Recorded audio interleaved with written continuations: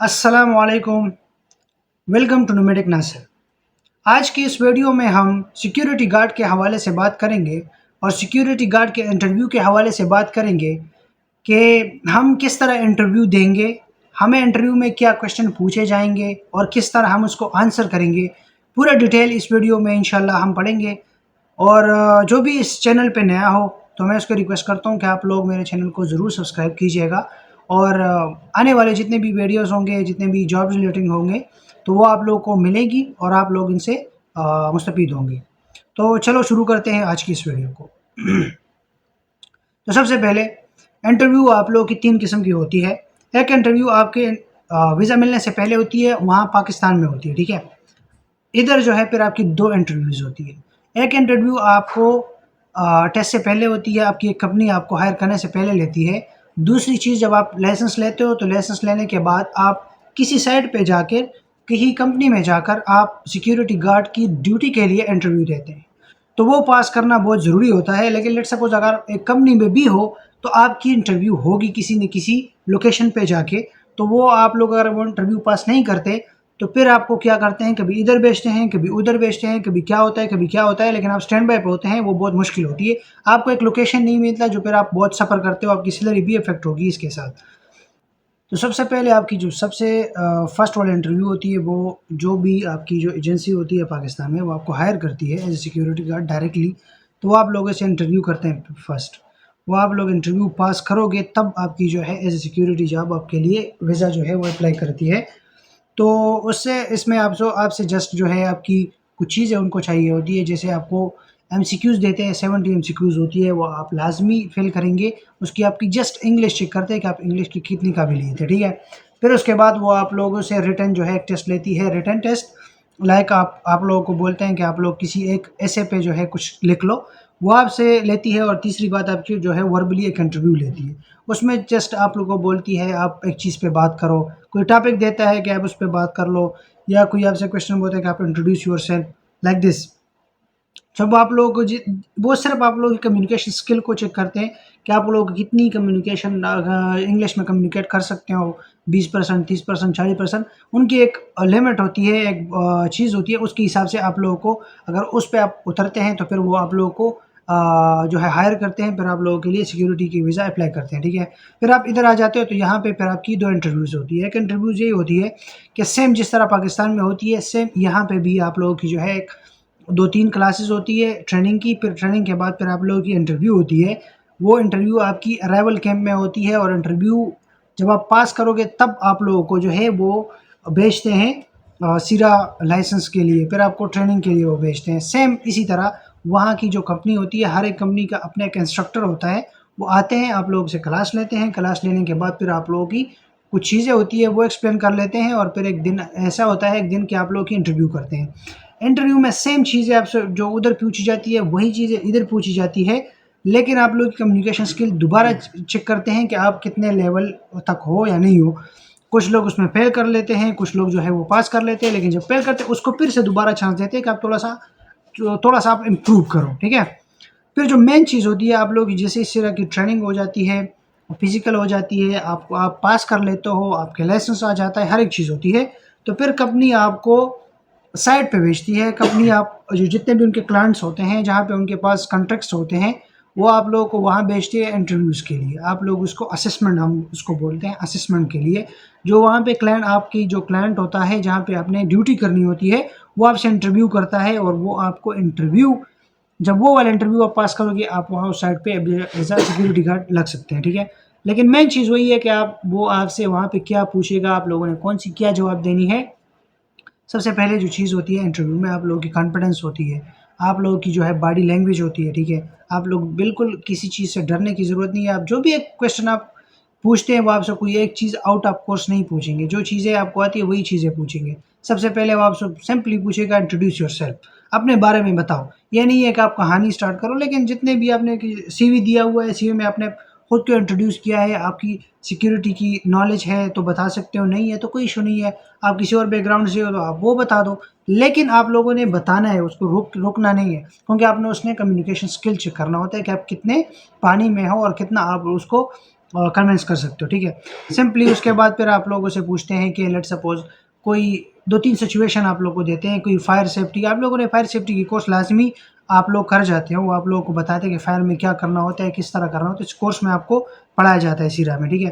तो फिर आपसे पूछते हैं कि लेट्स सपोज कोई फायर लग जाए, किसी अकोमोडेशन में हो आप, किसी रेजिडेंस एरिया में आप हो, कोई फायर लग जाए तो आप क्या करोगे? मतलब आपकी स्ट्रेटेजी क्या होगी? आप किस तरह लोगों को कन्विंस करोगे या किस तरह लोगों को जो है वहाँ से रिमूव करोगे? तो फिर वो चीज़ आप पर डिपेंड करेगी कि आपको सिरा में ऑलरेडी पढ़ाया होगा कि आपने क्या-क्या प्रोसीजर अप्लाई करनी होती है और क्या-क्या करना होता है, ठीक है। फिर एक ऐसा क्वेश्चन पूछा जाता है, लेट्स सपोज आप एक ऐसे लोकेशन पे हो, वहाँ पे कस्टमर आते हैं, बहुत बंदे आते हैं, तो उसको डील करना, तो इसको कस्टमर केयर सर्विस बोलते हैं। तो एक ऐसा कस्टमर आया जो एग्रेसिव है, जो मतलब झगड़ा कर रहा है या कोई और चीज़ कर रहा है, तो फिर आप उसको कैसे हैंडल करोगे, ठीक है? तो फिर आप लोगों ने उसको वैसे एक्सप्लेन कर देना कि नहीं मैं उसको झगड़ा करूँगा, मैं ये करूँगा, वो करूँगा, तो ये कोई आंसर नहीं है। आपने बोलना है मैं उसको अप्रोच करूँगा, पोलाइटली अप्रोच करूँगा, उसको एक्सप्लेन करूँगा ये चीज़ें, फिर भी वो नहीं मानता, तो आपकी बात खलास, आपने अपने सुपरवाइज़र को इन्फॉर्म करना है, टीम लीडर को इन्फॉर्म करना है, वो आके उस इश्यू को हैंडल करेंगे, दैट्स इट।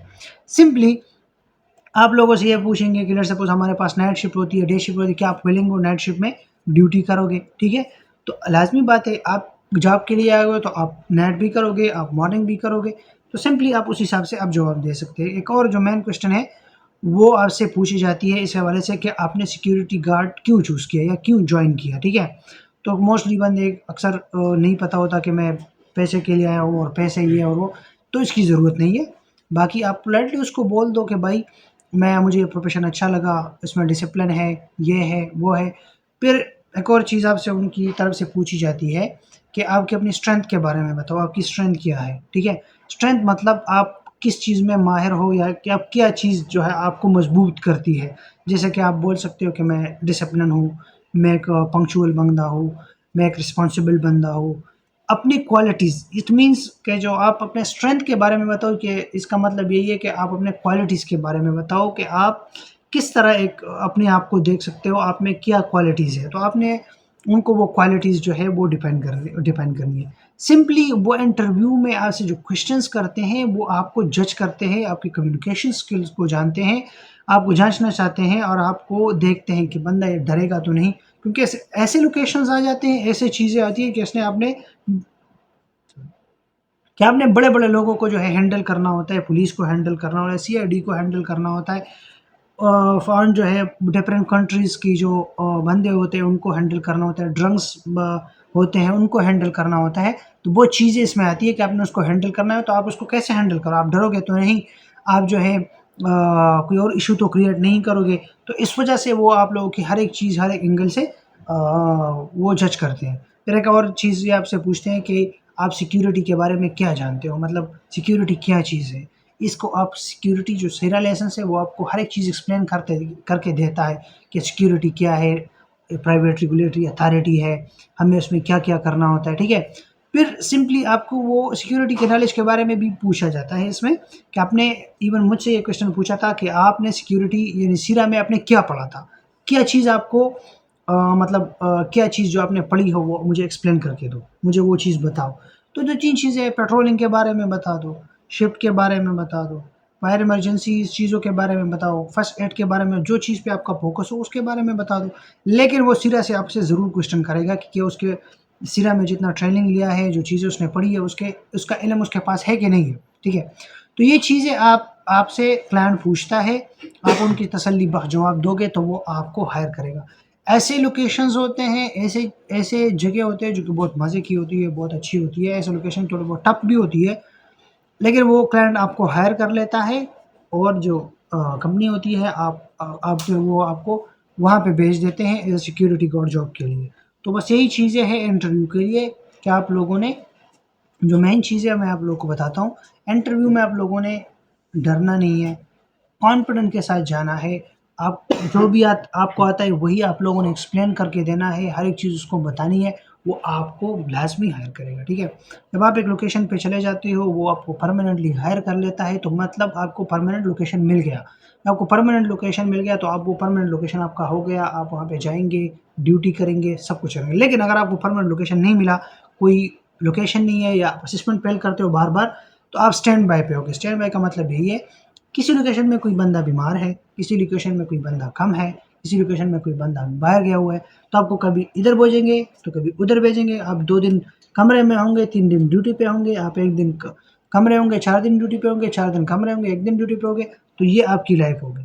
जब आपको परमानेंट लोकेशन मिल जाती है तो फिर आपको कोई टेंशन नहीं है, आप आराम से जाओगे, आओगे, अपने आवर्स लोगे, अपना ड्यूटी एंजॉय करोगे और आपकी सैलरी अच्छी आएगी। तो यही चीज़ें थी इंटरव्यू के हवाले से। और भी अगर किसी का क्वेश्चन हो इंटरव्यू के हवाले से या किसी भी सिक्योरिटी रिलेटेड चीज़ को, तो आप लोग कमेंट्स में ज़रूर मुझसे पूछ सकते हैं।